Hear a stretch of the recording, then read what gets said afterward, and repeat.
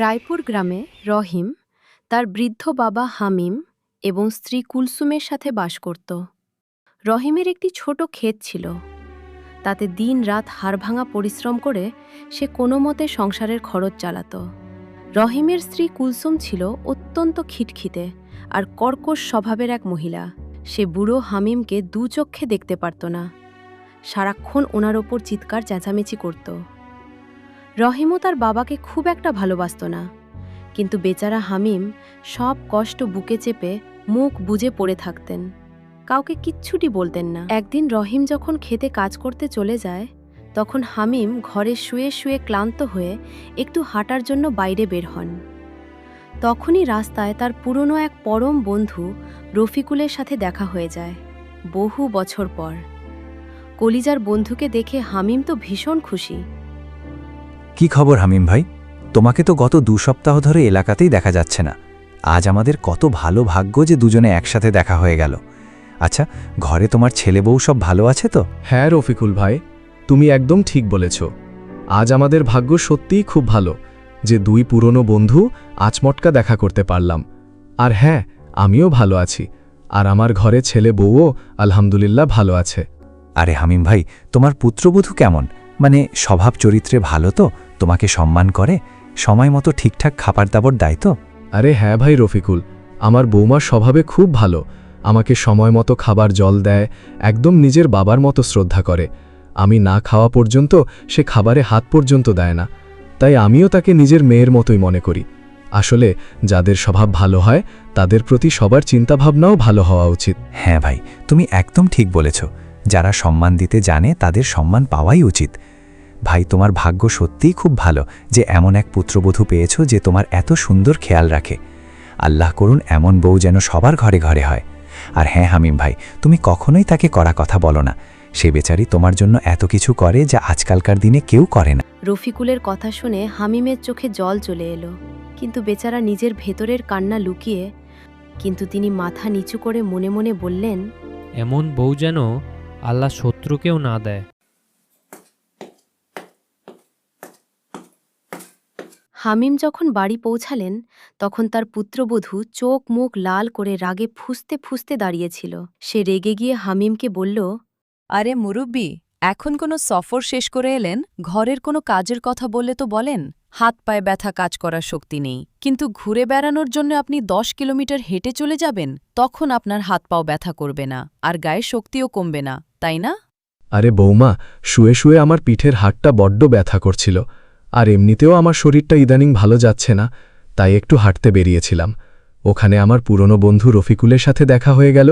তার সাথে কথা বলতে বলতে ঘরে ফিরতে একটু দেরি হয়ে গেল আর কি। ওই তো, আমি যা বলছিলাম, আপনার এদিক ওদিক ঘুরে বেড়াতে আর গল্পগুজব করতে খুব আনন্দ হয়, আর কাজের কথা শুনলেই বুঝি আপনার প্রাণ বেরিয়ে যায়। কুলসুমের মুখ থেকে এমন তিতো কথা শুনে হামিমের মাথায় যেন আকাশ ভেঙে পড়ল। কুলসুম তার সাথে অত্যন্ত খারাপ ব্যবহার করছিল, কিন্তু হামিমের তখন পেটে ভীষণ খিদে। তাই তিনি কুলসুমকে খুব ভালোবেসে বললেন, বৌমা, আমার খুব খিদে পেয়েছে, আমাকে একটু খাবার দাও না। সকাল থেকে কিচ্ছু খাইনি, তাই খিদেটা একটু বেশিই লেগেছে। এখন আর কোনো খাবার অবশিষ্ট নেই, আমি যখন রাতে রান্না করব তখন খাবেন। আর এমনিতেও একদিন না খেলে আপনি মরে যাবেন না, কম খাওয়া শরীরের পক্ষে ভালো। তার কথা শুনে হামিমের বুকটা ভেঙে গেল, কিন্তু বেচারা চুপচাপ নিজের ঘরে চলে গেলেন।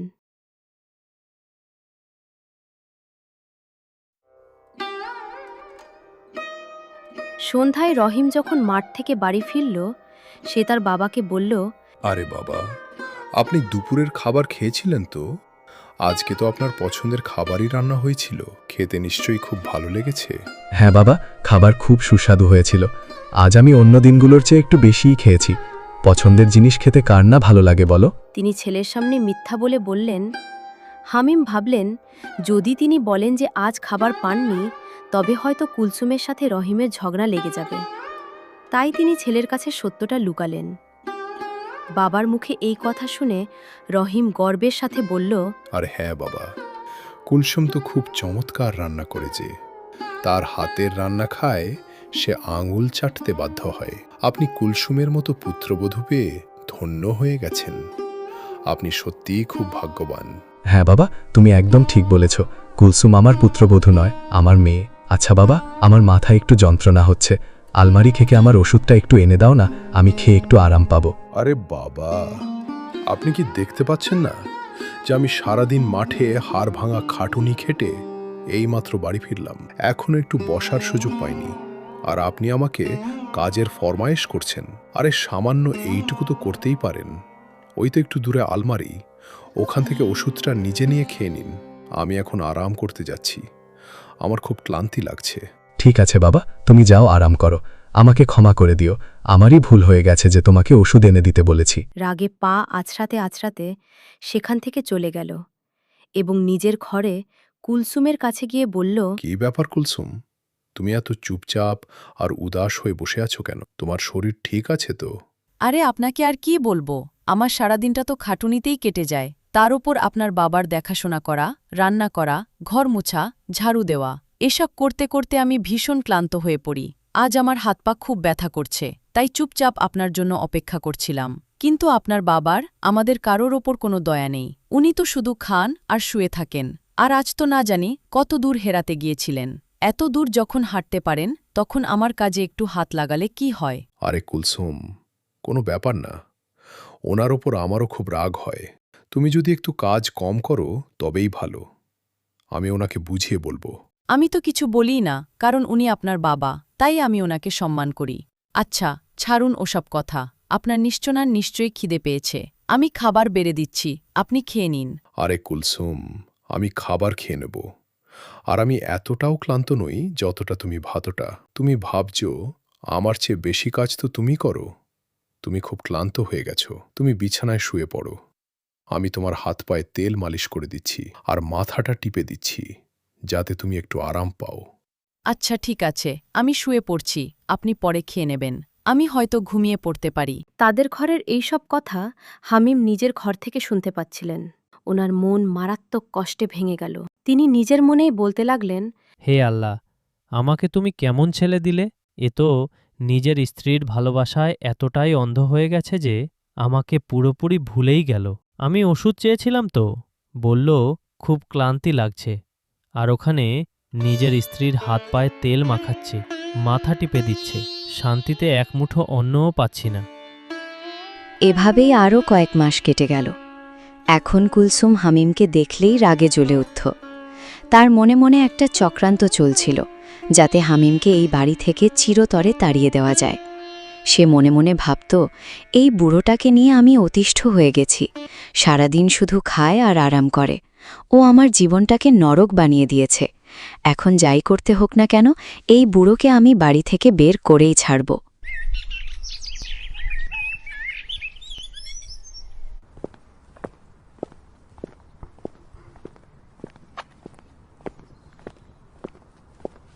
কি রহিম ভাই, কেমন আছো? তুমি তো এবার সবার আগে মাঠে খাটুনি দিয়ে ফসল ফলিয়ে ফেলবে দেখছি। কি করব ভাই, এবার একটু বেশি খাটছি, যাতে ফসল তাড়াতাড়ি বিক্রি করে স্ত্রীর জন্য কিছু গয়না কিনতে পারি এবং সংসারের খরচটাও ভালোভাবে চালাতে পারি। হ্যাঁ, স্ত্রীর কথা মনে পড়ল। তোমার স্ত্রীর স্বভাব কেমন? সে তোমার আর তোমার বাবার ঠিকঠাক খেয়াল রাখছে তো? আরে ভাই, আমার স্ত্রীর স্বভাবের কথা আর কি বলবো। ও এত কাজ করে যা আমাদের গ্রামের কোনো মহিলা করতে পারবে না। আর আমার বাবা তো খুব ভাগ্যবান যে কুলসুমের মতো বউ পেয়েছে। কুলসুম বাবার এত খেয়াল রাখে যে সময় মতো খাবার, জল আর ওষুধ এনে দেয়। মাঝে মধ্যে বাবার মাথা ব্যথা করলে মাথাও টিপে দেয়। বাহ, খুব ভালো কথা যে তোমার বাবার দেখাশোনা করার মতো এমন এক স্ত্রী পেয়েছ। তোমার বাবা সত্যিই খুব ভাগ্যবান। আচ্ছা ভাই, আমি এখন আসি, আমাকেও মাঠে কাজ করতে হবে। কুলসুম আদুরে গলায় বলল, এই দেখো, এবার আমাকে নূপুর কিনে দাও। আপনি গত বছরও বলেছিলেন, কিন্তু কিনে দেননি, এবার কিনে দিন। আমি তো খুব একটা বাড়তি খরচও করাই না আপনার। আরে কুলসুম, আমি তো আজই তোমাকে নূপুর কিনে দিতাম, কিন্তু এই মুহূর্তে আমার কাছে কোনো টাকা নেই। আমি কোনো মতে সংসার চালাচ্ছি। মাঠে ফসল ভালো হলে ওটা বিক্রি করে আমি তোমাকে অবশ্যই নূপুর কিনে দেব। আরে, আপনি টাকার চিন্তা কেন করছেন? আপনি হয়তো জানেন না যে আপনার বাবার কাছে কত টাকা আছে।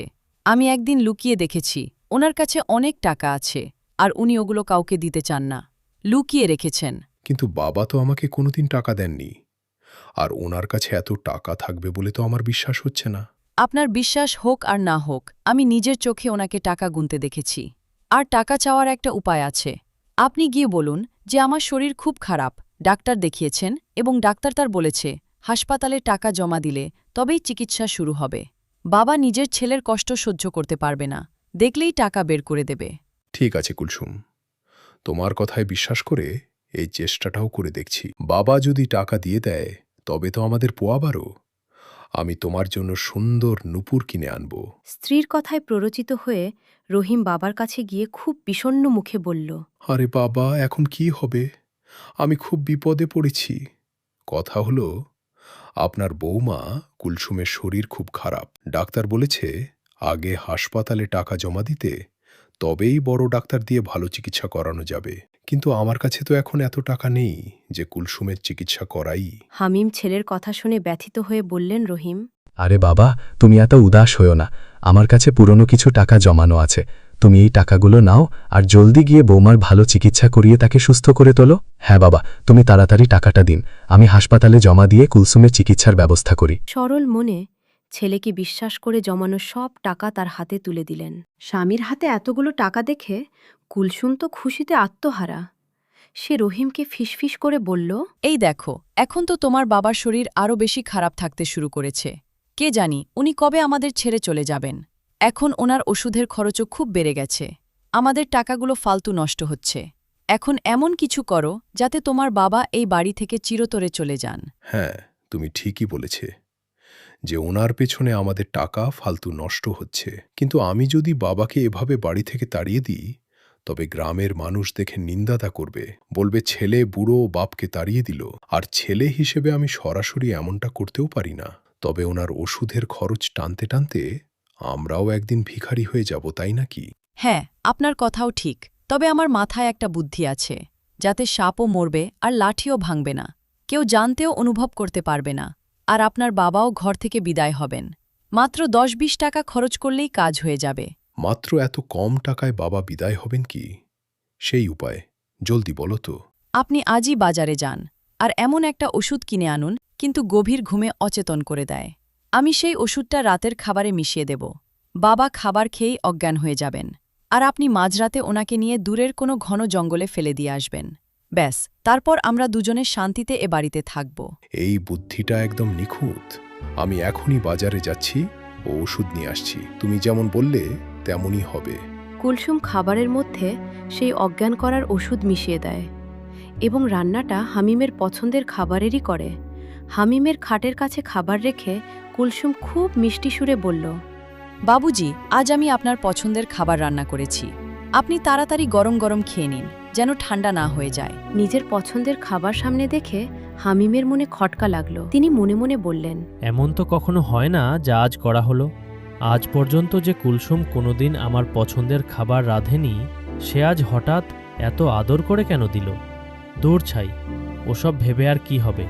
চলো, খাবারটা চুপচাপ খেয়েই নিই। এতে বিষ থাকলেও ক্ষতি নেই, কারণ আমার ছেলে আর বউ তো আমার ওপর বিরক্ত হয়েই গেছে। ওরা যদি আমাকে মেরে ফেলতেও চায়, তবে তাই হোক। কি হলো বাবুজি, অত কি ভাবছেন? তাড়াতাড়ি খেয়ে নিন, খাবার ঠান্ডা হয়ে যাচ্ছে। খাওয়ার কিছুক্ষণের মধ্যেই হামিম অচেতন হয়ে পড়লেন। এই দেখো, উনি অজ্ঞান হয়ে গেছেন। এবার আপনি ওনাকে নিয়ে জঙ্গলে ফেলে দিয়ে আসুন। হয় উনি বাড়ির রাস্তা ভুলে যাবেন না, হয় কোনো বন্য জানোয়ার ওনাকে খেয়ে ফেলবে। তারপর আমরা সুখে থাকব। ঠিক আছে কুলসুম, আমি ওনাকে গ্রামের দূরের জঙ্গলে ফেলে আসছি। রহিম তার বৃদ্ধ পিতাকে কাঁধে করে গভীর জঙ্গলে ফেলে রেখে ঘরে ফিরে এলো। কিছুক্ষণ পর জঙ্গলের ঠান্ডা বাতাসে হামিমের জ্ঞান ফিরল। তিনি উঠে বসে নিজেকে দেখে বললেন, আমার তো আগেই সন্দেহ হয়েছিল যে আজ কোনো অঘটন ঘটবে, কারণ কোনোদিন তো এরা আমার পছন্দের খাবার দেয়নি। আজ ওষুধ মিশিয়ে আমাকে অজ্ঞান করে দিল। ভালোই হয়েছে, নিজের সন্তানই যখন পর করে দিল, তখন পরের বাড়ির মেয়ের আর কি দোষ দেব? হামিম যখন একা একা কথা বলছিলেন, ঠিক তখনই তার কানে কারো পায়ের আওয়াজ এলো। তিনি চট করে একটি ঝোপের আড়ালে লুকিয়ে পড়লেন। তিনি দেখলেন দুজন চোর দুটো সোনার গহনা ও টাকায় ঠাসা বাক্স নিয়ে সেখানে এসে দাঁড়িয়েছে এবং নিজেদের মধ্যে কথা বলছে। তাদের কাছে দুটি বাক্স দেখে হামিম মনে মনে বললেন, আমার ছেলে বউ আমাকে বাড়ি থেকে তাড়িয়ে দিয়েছে, কারণ আমি কোনো কাজ করতে পারি না। আর ওদের টাকাও দিতে পারি না। তুমি এমন কিছু করো যাতে এই চোরগুলো এখান থেকে পালিয়ে যায় আর বাক্স দুটো আমি পেয়ে যাই। তাহলে এত সোনাদানা দেখলে আমার ছেলেবউ আমাকে আর ঘর থেকে বের করবে না। আরে ভাই, আমাদের কাছে সোনার দুটো বড় বাক্স আছে। দুটো একসাথে নিয়ে যাওয়া বিপদের কাজ হতে পারে। আমরা একটা বাক্স নিয়ে বাড়ি চলি, ওটা সমান ভাগে ভাগ করে নেব। আর এই দ্বিতীয় বাক্সটা এখানেই লুকিয়ে রাখি। এই জঙ্গলে তো কেউ আসে না, কাল ভোরে এসে এটা নিয়ে যাব। হ্যাঁ ভাই, তুমি একদম ঠিক বলেছ। তুমি আগে আগে পাহারা দিয়ে চলো, আমি বাক্সটা নিয়ে তোমার পেছনে আসছি। তারা চলে যেতেই হামিম ঝোপের আড়ালে থেকে বেরিয়ে এলেন এবং গুপ্তধনের বাক্সটি দেখে আল্লাহর প্রতি কৃতজ্ঞতা প্রকাশ করলেন। হে আল্লাহ, তোমার অশেষ কৃপা যে তুমি আমার মনের কথা শুনলে। তুমি চোরদের মনে এমন বুদ্ধি দিলে যাতে ওরা একটা বাক্স এখানে রেখে গেল। নইলে কোনো চোর কি কখনো এমনটা করে? এখন সকাল হতেই আমি এই বাক্সটা নিয়ে বাড়ি যাব। এত ধনসম্পদ দেখে আমার ছেলেবউ খুব খুশি হবে আর আমাকে কোনোদিন বাড়ি থেকে বের করবে না। সেই ধনসম্পদ নিয়ে বাড়ি ফিরলেন।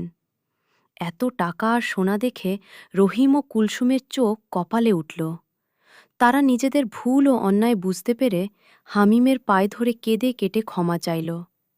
হামিমও উদার মনে তাদের ক্ষমা করে দিলেন এবং এরপর তারা সবাই মিলে সুখে শান্তিতে বসবাস করতে লাগল।